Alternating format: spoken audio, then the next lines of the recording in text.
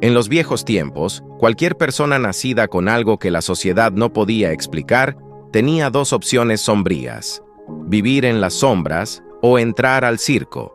Mientras que la mayoría de estos llamados fenómenos de circo eran observados y juzgados, unos pocos hicieron que funcionara. Convirtieron su condición inusual en un ingreso y su diferencia en reconocimiento. Así que únete a nosotros en el video de hoy, mientras retrocedemos en el tiempo para revisar a los 15 fenómenos de circo que conmocionaron al mundo entero. Y créeme, sus historias te conmoverán.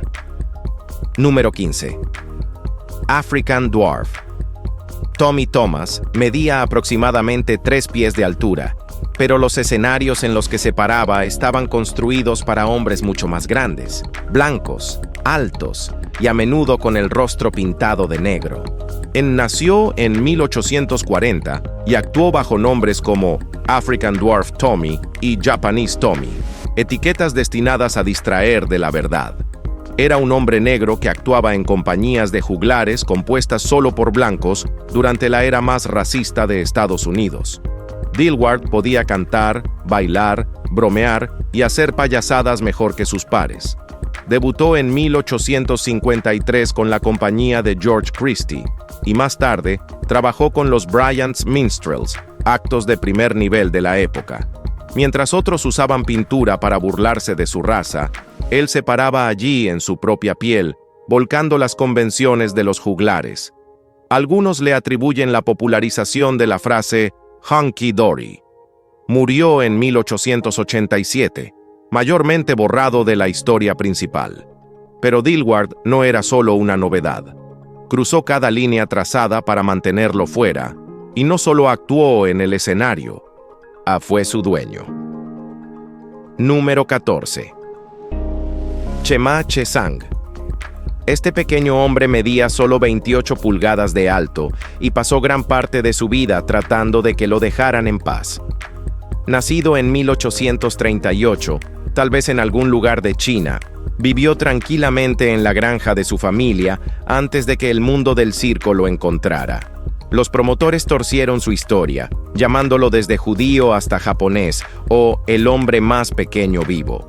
Él los ignoró durante años. Oferta tras oferta llegaba, y él las rechazaba, hasta que el propio P.T. Barnum apareció en 1881 con un cheque lo suficientemente grande como para reconsiderarlo.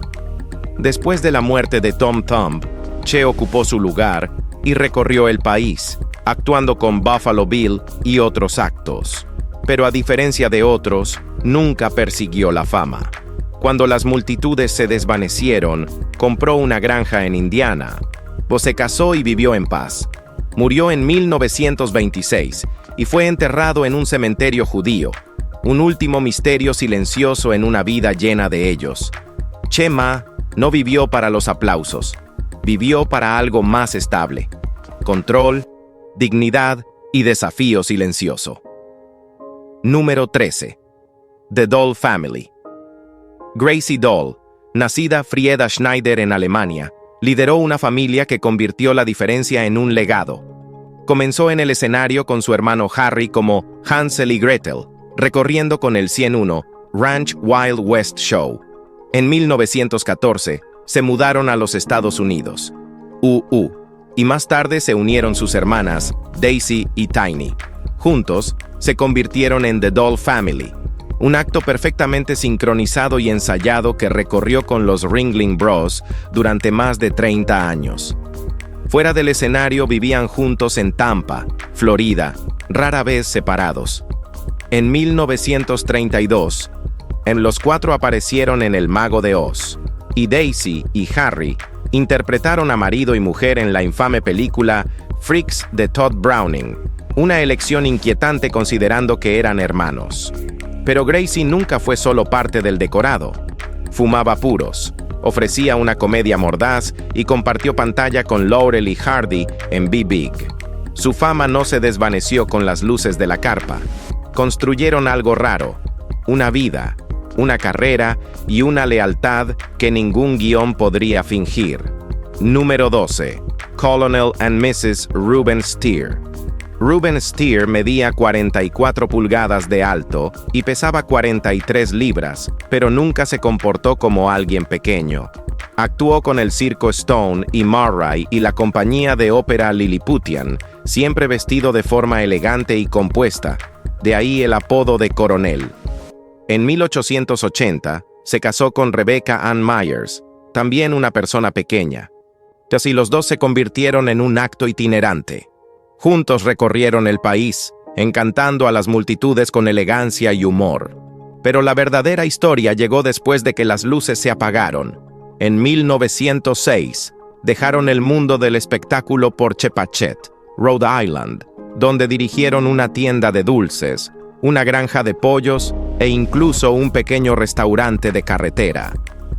Ruben aceptó un trabajo como oficial de absentismo escolar, severo, respetado y recordado por cada niño del pueblo.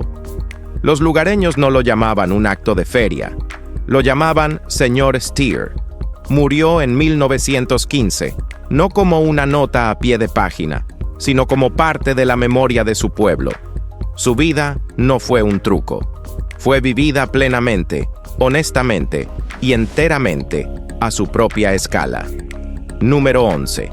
Baron Pauci Pepino Magro no fue hecho para el silencio. Nacido en Sicilia, si medía poco más de un pie de altura a los 15 años, pero el tamaño nunca lo limitó. Un terremoto derrumbó una vez la casa de su infancia, y mientras otros quedaban atrapados, Pepino salió caminando entre los escombros. Ese coraje nunca lo abandonó. En América, se rebautizó como Baron Pauci, un nombre que encajaba con su gusto por la fanfarronería, los trajes finos y el habla rápida. Actuó con los Ringling Brothers y se convirtió en un éxito en el Dreamland de Coney Island. El público se reía, pero no de él. Se reían porque él controlaba la sala. En 1931, se casó con Mavis Lane, una mujer de 5 pies con suficiente paciencia para igualar su fuego, hasta que dejó de tenerla. Ella se fue. Pauci no. Regresó a Ringling a mediados de la década de 1930 y siguió actuando como si el centro de atención le perteneciera. Vivió rápido, ruidoso y sin disculpas. No era solo el hombre más pequeño de la carpa, era la personalidad más grande en ella. Número 10. General Willis Carver and his mom. Willis Carver no persiguió la fama. Esta llegó con su nacimiento. Como una persona pequeña que apenas llegaba a la cintura de su madre, no era solo una curiosidad. Era la mitad de un acto principal. Su madre, conocida en los carteles como la Dama Gorda, recorrió junto a él uno de los trabajos familiares más extraños que la historia del circo haya visto. Willis usaba pequeños uniformes militares y era anunciado como el General Willis Carver. Visitaron cada circuito importante, el show de Dan Rice, los Sells Brothers, Pullman y Hamilton, llenando museos de curiosidades en ciudades como Nueva York y Chicago. Las multitudes venían por el contraste, lo pequeño junto a lo grande. Sí, pero detrás de escena era un vínculo, estrecho, protector, inquebrantable. Eran artistas, sí, pero también armadura el uno para el otro. Willis murió con solo 30 años en 1898, mucho antes que su madre. Ella continuó, no solo como artista, sino como guardiana de un legado construido escenario tras escenario. Madre e hijo, lado a lado, bajo el foco hasta el final. Número 9. The Rosso Midgets. Los Rosso Midgets no eran gemelos, pero así eran anunciados. Carl y Franz Achtermeier, más tarde conocidos como Charles y Frank Rosso, eran hermanos nacidos en Viena en la década de 1870, ambos de menos de 3 pies de altura. Su nombre artístico provino de su representante, Hermann Rosso, quien construyó su imagen como gemelos forzudos. La pareja comenzó a actuar en la década de 1890, combinando hazañas de fuerza con combates de boxeo cómicos que llenaban carpas de circo y salas de vodevil en toda Europa y América. En 1909, demandaron a Rousseau por retener sus pagos y ganaron el derecho a conservar su nombre artístico, demostrando que su sentido de los negocios igualaba su talento para el espectáculo. Mientras que la mayoría de los artistas de talla pequeña eran tratados como novedades, los hermanos Rousseau manejaron su acto como profesionales, recorriendo durante décadas antes de ser superados por compañías más jóvenes como los Matina Brothers. Aportaron respetabilidad a una industria cruelmente superficial, dominando a las audiencias con humor y determinación. Mucho antes de que la palabra representación existiera, los Rousseau forjaron su propia versión de ella. Número 8. Edmond Ansley. Bueno, en esto es simplemente asombroso. William Edmond Ansley nunca puso un pie en una carpa de fenómenos, pero el mundo aún lo observaba. Con solo 42 pulgadas de alto, vivió toda su vida en exhibición, solo que no era presentado como algo extraño, sino como algo comercializable. En 1910, la Brown Shoe Company lo contrató como la versión real de su personaje de dibujos animados Buster Brown. Usaba el atuendo, chaqueta de terciopelo, peluca, zapatos de gran tamaño, y viajaba de pueblo en pueblo vendiendo zapatos con una sonrisa. No intentaba escandalizar a nadie, simplemente hacía el trabajo, mejor que la mayoría. Durante casi 30 años, Edmond recorrió el país, registrando decenas de miles de millas y convirtiéndose en el rostro que los clientes recordaban. Las tiendas usaban sus visitas para aumentar las ventas. Los niños hacían fila para fotos. Y los adultos lo llamaban el hombre más pequeño del mundo, aunque el título fuera exagerado. Cuando falleció en 1972, su nombre se desvaneció. Pero en el condado de Cook, Texas, su tumba todavía marca silenciosamente una vida vivida bajo sus propios términos, sin términos de circo. Número 7. The Seven Dwarfs of Auschwitz. La familia Ovitz de Rosablea, Rumania, actuaba junta como la Troupe Lilliput, un acto musical de 7 hermanos con enanismo y 3 parientes de estatura promedio. Cantaban, tocaban instrumentos y recorrieron Europa del Este desde la década de 1920 hasta que la guerra los alcanzó. En 1944, su herencia judía los llevó a Auschwitz, donde su supervivencia se debió a una oportunidad de pesadilla. Joseph Mengele, obsesionado con las anomalías genéticas, los separó de las cámaras de gas para su estudio. A diferencia de la mayoría de sus víctimas, los mantuvo vivos, alimentándolos y probando su resistencia. Fueron medidos, fotografiados y examinados, pero no asesinados. Cuando el campo fue liberado en enero de 1945, los 7 hermanos seguían respirando. La familia más grande en salir junta.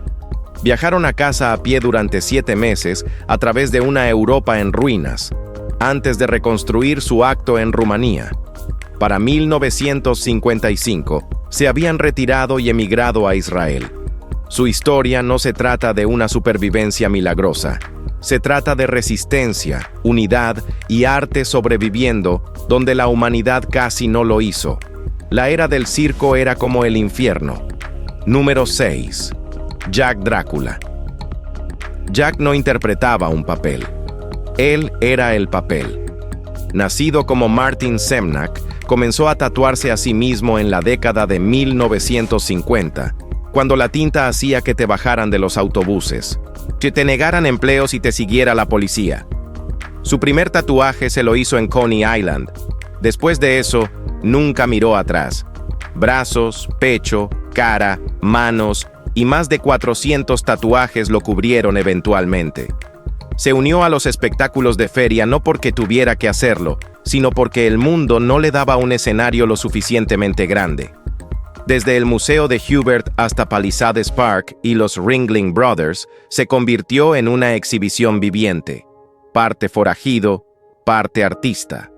No era grotesco, era intencional. Jack se convirtió en arte de protesta viviente durante una época en la que la conformidad era la ley. Con el tiempo, se convirtió en leyenda.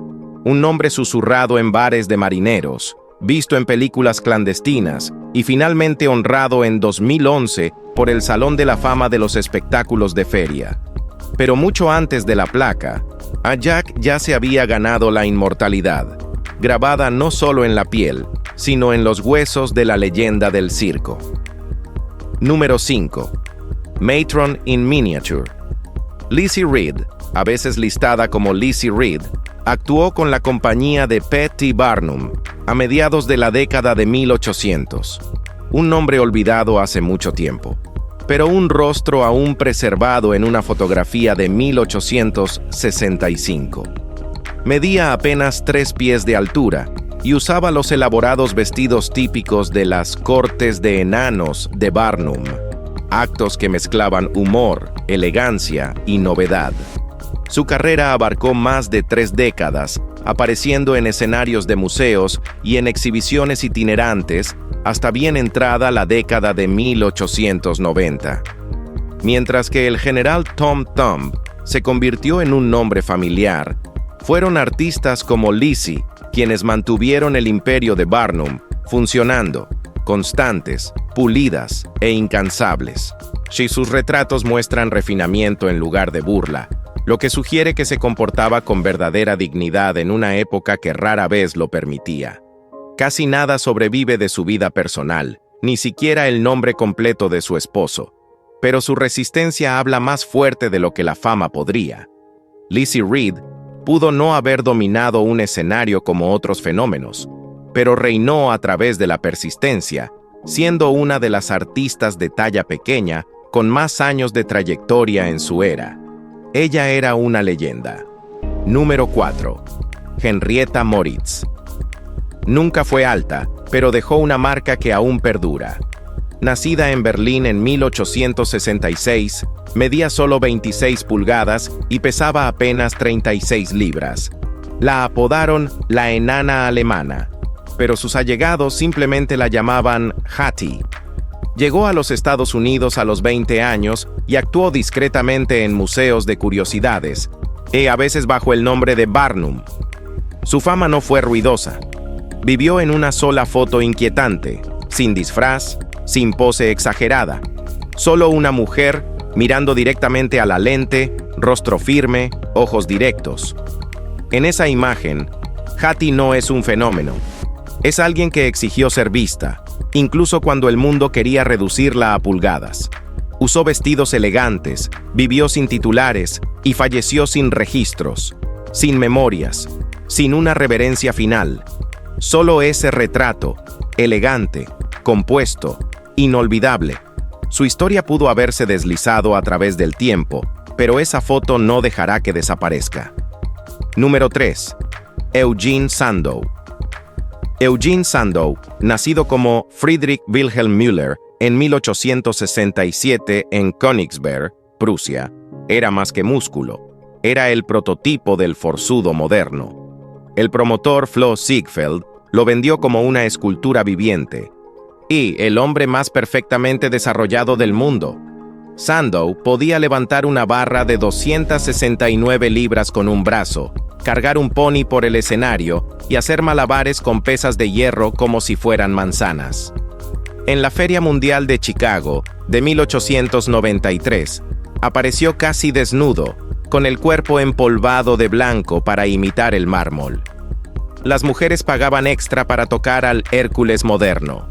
Ziegfeld lo llevó por todo el país, convirtiendo la fuerza bruta en teatro.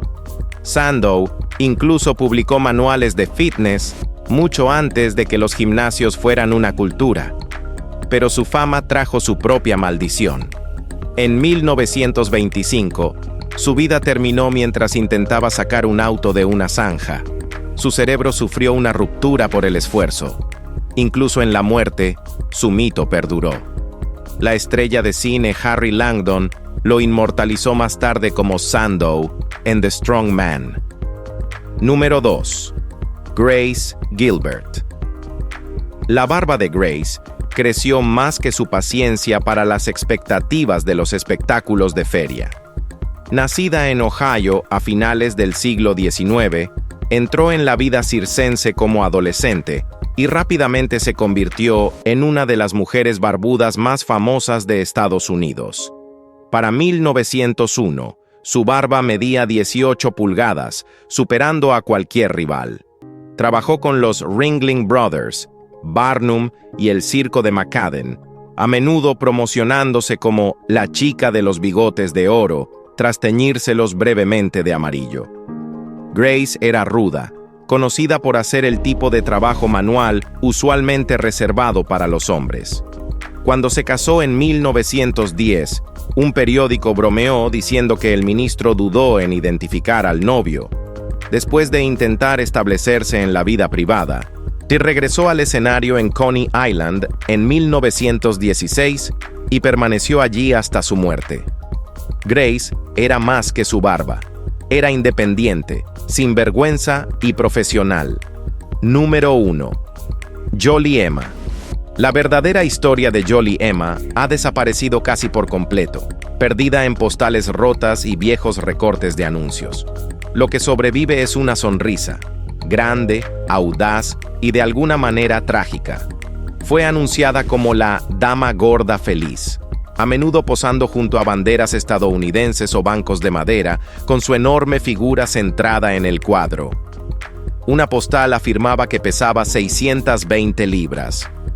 Fuera cierto o no, ese número vendía entradas. Y Emma, ella les daba un espectáculo. En ese entonces, la gordura no era un asunto privado, era monetizada.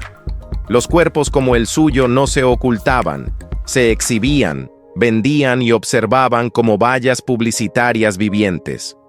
Y Emma hacía reír a la gente.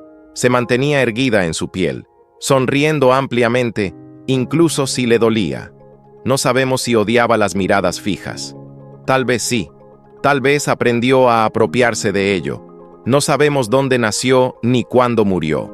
Pero la forma en que se presentaba en esas fotos, mentón en alto, ojos sabios, dice lo suficiente. No era solo alegre, era innegable, y su intención era ser vista. Si has disfrutado este video, asegúrate de dar me gusta, compartir y suscribirte. Gracias por acompañarnos. Nos vemos pronto.